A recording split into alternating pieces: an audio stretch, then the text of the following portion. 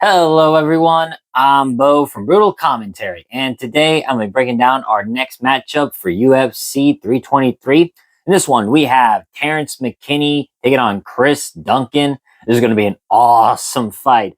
All right, with a pair, with basically that pair's explosive chaos against measured pressure and discipline. You got Terrance McKinney, who is one of the most dangerous first round fighters in the sport.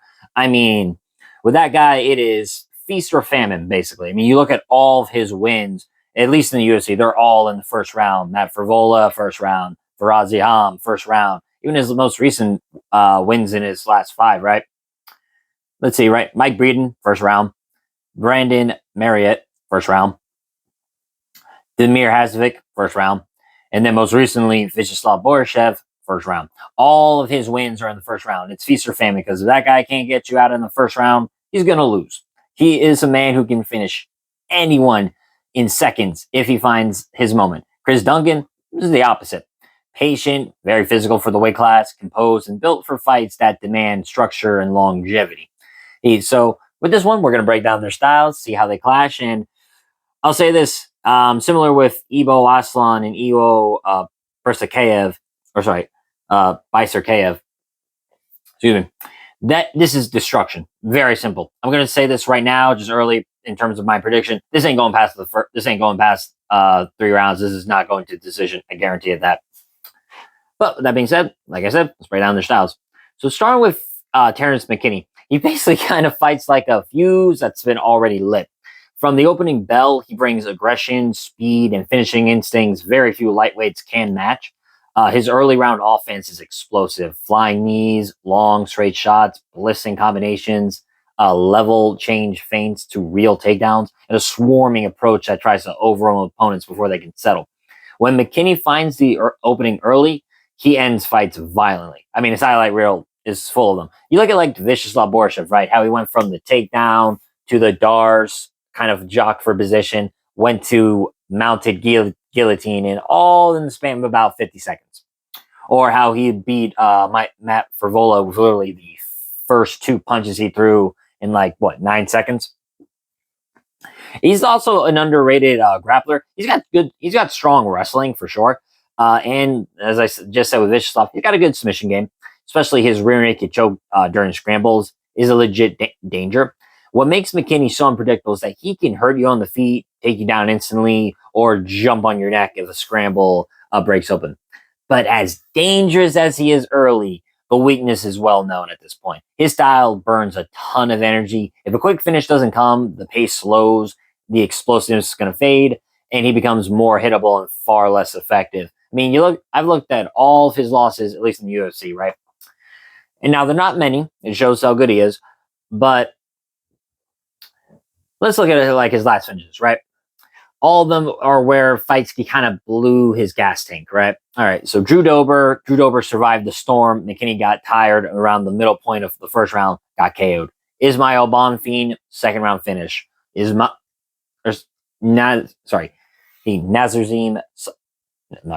Salikov, second round submission after McKinney got tired. And then most recently, in the Esteban Ribovic fight. Now that one is kind of an outlier because Ribovic caught McKinney with like the perfect head kick off the clinch break. But it shows what I mean.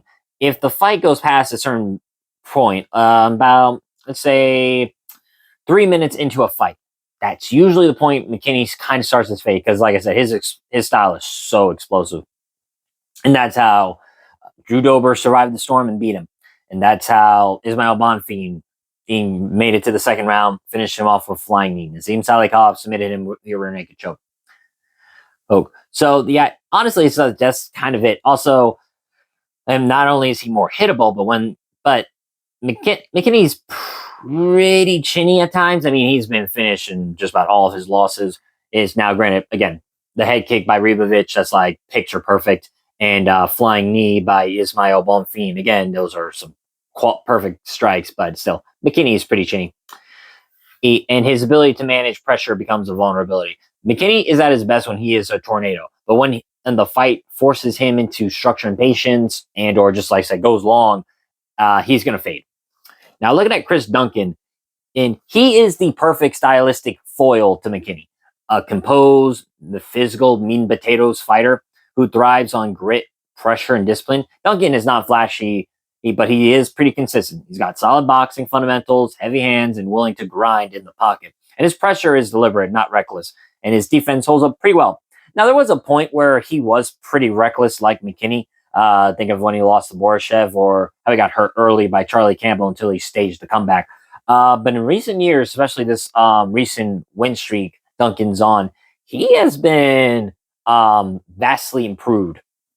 And what makes Duncan particularly dangerous in this matchup is his durability combined with his composure. He does not panic under heat. You saw that in his most recent battle, which was a fight of the year against Mateusz Rebecki, where Mateusz Rebecki is a physical tank. He's going to come forward and he's going to bring the heat. And Chris Duncan did a great job with pot shotting, long distance strikes, and never letting that pressure overwhelm him.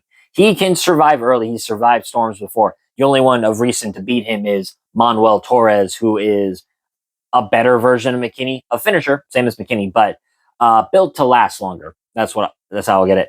And Duncan's got real wrestling ability too. He's got good takedown defense, strong clinch, and the ability to mix his grappling when needed to slow down opponents. I mean, you saw with like Jordan Fushenik, who's a pretty good grappler, Duncan was able to out wrestle him. And Duncan's, like I said, his grappling doesn't sleep on. He's got a sneaky guillotine. That's how he got both Jordan Fushenik and Balaji Oki. He is not the fastest starter, but he doesn't need to be. His game comes alive when he gets his reads, once he closes distance, and once he forces a fight where physicality and fundamentals takes over. He thrives in that messy, grinding exchange. Now, look at this matchup. As I said, this is destruction, easily. I don't see this going past 3 rounds. I just don't see it. McKinney's never gone to a decision. Duncan's won decisions before, but most of his fights, but he can find the finish when need be. And when you look at a fighter like Terrance McKinney, where it's, the chips are all in, it's, I'm going all in or I'm going home. That's basically it. That type of fight does not usually go 3 rounds. So with this matchup is defined by time, the best way I can put it. Early on, McKinney is at his absolute most dangerous. If he launches forward with like flying knees, big combinations, or immediate wrestling attacks, Chris Duncan must stay composed, tight, and defensively responsible, because McKinney's explosiveness could create real problems if Duncan is slow to start or hesitates in the opening exchanges.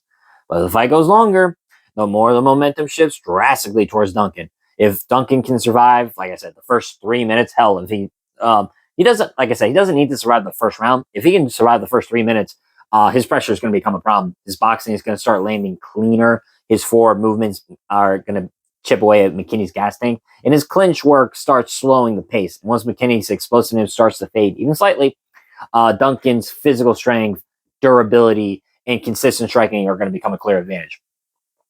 It's not so much control versus chaos. It's more so explosiveness versus pressure. And in this type of matchup, I got to go with Chris Duncan. McKinney is always live in the first round. Make no mistake about it. But Chris Duncan has the tools to survive that early danger. He has the composure. He's got the defense. He's got the physical maturity. And once the fight settles into a real rhythm, I think Duncan's pressure, striking, and overall ability to wrestle, he's not going to get out-wrestled easily by Terrance McKinney. Honestly, if the fight goes late and McKinney starts getting sloppy, I can see Duncan getting that gilly. But for my money, I'm going to... Oh, I shouldn't say that. I should be more clear. For my official prediction, I'm going to go with Chris Duncan, and I'm going to pick him via knockout. I can't see Terrance McKinney surviving long against Chris Duncan. As I said, Duncan's got some real power, I think. He's got good finishing instincts. And honestly, Chris Duncan by finish. That's the best way I can put it. I can see him either wrapping up that guillotine choke, same with Balaji Oki and Vucenic, or I can see him knocking out Terrance McKinney. So either way, I'm going to go with Chris Duncan via finish. I just can't be specific on what type of finish, just because I feel like either one is very plausible for me. But with that being said, I've been Bo from Brutal Commentary. If you liked the video, like, subscribe, and leave a comment down below. But until then, stay calm, stay respectful, and enjoy the violence. I'll see you all next time.